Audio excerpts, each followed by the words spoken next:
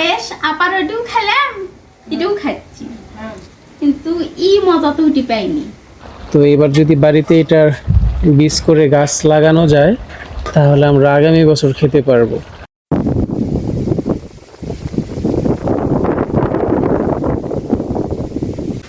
আসসালামু আলাইকুম, আশা করি সবাই ভালো আছেন। তো আজকে বাড়িতে সাত সকালে অনেক রান্নার আয়োজন চলতেছে, ভাবলাম যে আপনাদের সাথে একটু শেয়ার করি।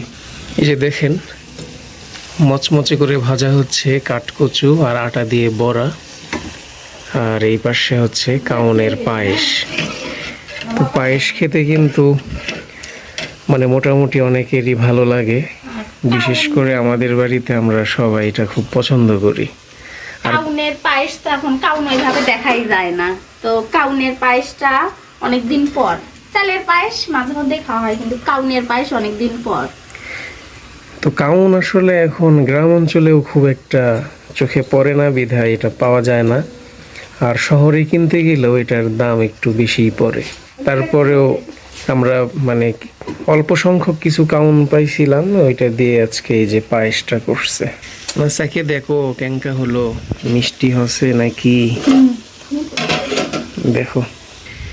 এক হাতে কাম করো আর এক হাতে খাও। আবার বড় করে উঠবিনি সেই সাথ মিষ্টি আছে। আমাদের বাড়ির ডায়াবেটিসের রোগী হিসেবে মিষ্টি ঠিক আছে। আর পায়েস গরমের থেকে ঠান্ডা হলে কিন্তু ভালো লাগে, বেশি ভালো লাগে। তো আমি একটু বড়া খাচ্ছি, মসমসে বড়া, খুব ভালো লাগতেছে। ভাতের সাথে কিন্তু ভালো লাগে, গরম ভাতের সাথে গরম গরম মসমসে বড়া। আমরা এখন পর্যন্ত কেউ সকালের খাবার খাইনি।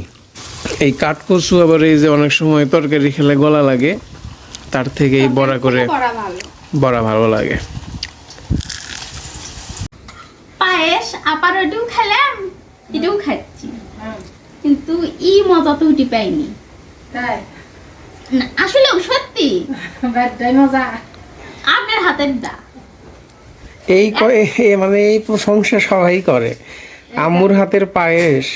এর আগে একদিন আমি যখন নতুন বউ, তাতে একদিন করে খেলেলো, সেটা তো সেই মজা লাগছেই। ওই যে মেসেজ থাকি, তো এক বাটি মেসের জন্য দিছিল, আমার রুমমেটেরা খায় সেই প্রশংসা। আজকে খায় আবার একটু খেলে মেয়ে একই কাউনের পায়েস আবার একটু খাচ্ছি। তাই কি দিয়ে রান দিছে আপা, মেলাগুলো রান দিছে। হ্যাঁ, আপা 2 কেজি দুধ দিয়ে বেশি করে। তাই এত মজা কেমনে হয়? যাই হোক, এটা আম্মুর হাতের কোনো এক কারিশমা।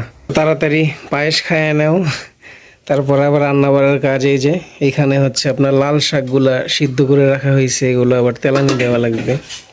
তার সাথে রান্না হবে আজকে এই যে মুরগির মাংস, দেশি মুরগির মাংস।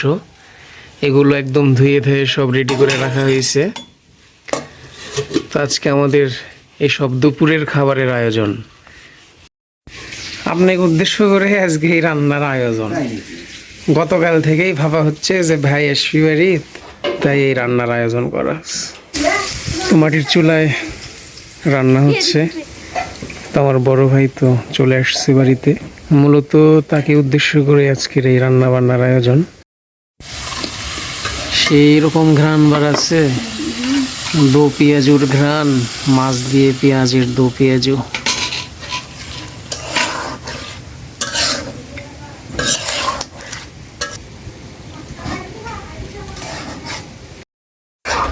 তো আমার বড় ভাই শহর থেকে আসার সময় আজকে আখটা আনছে। তো আমি আসলে আনতেও বলছিলাম, কারণ এই আখটা আমাদের গ্রাম অঞ্চলে খুব একটা পাওয়া যায় না, ফিলিপাইন ব্ল্যাক আখ। তো এটা আমরা খাওয়ার পাশাপাশি এবার দেখি বাড়িতে এটা বীজ করা যায় কি না।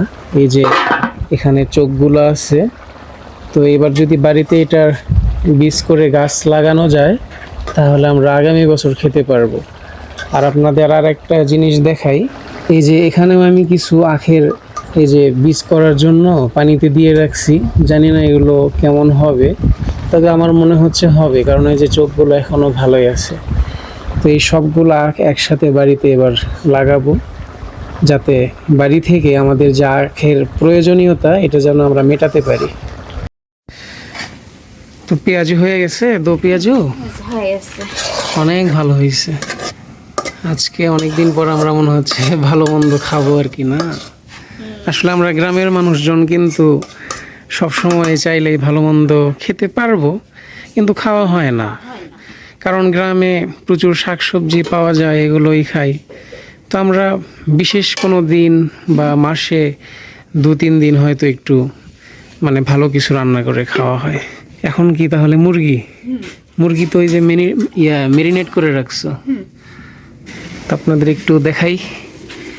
মাটির পাতিলে মুরগির মাংস রান্না, এই যে দেখেন কত ভালোভাবে সিদ্ধ হয় মাটির পাতিলে। এটা আসলে রান্না করে না খেলে বুঝতে পারবেন না। আর এই যে আপনাদের আপা চুলার পরে বসেই কুসার খাওয়া শুরু করে দিছে। সেই কুসার পাগল মানুষ। কালকের গুলো তো শেষ, আজকের গুলো প্রায় শেষের মধ্যেই, আর কয়েকটা আছে। তো বন্ধুরা, আজকে আবহাওয়া কিন্তু অনেক ভালো। আকাশ দেখেন একদম নীল আকাশ, আর তার সাথে যে পরিমাণ বাতাস হচ্ছে, গরমের মধ্যে এরকম বাতাস না হলে মানে বেঁচে থাকাটা কষ্টকর।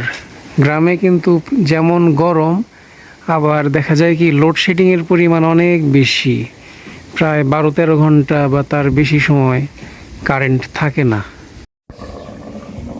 মুরগির তরকারি হয়ে গেল।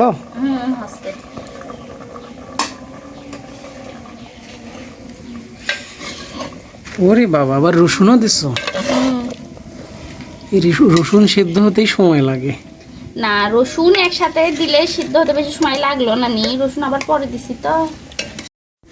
তাহলে আজকের মতো মোটামুটি রান্না শেষ।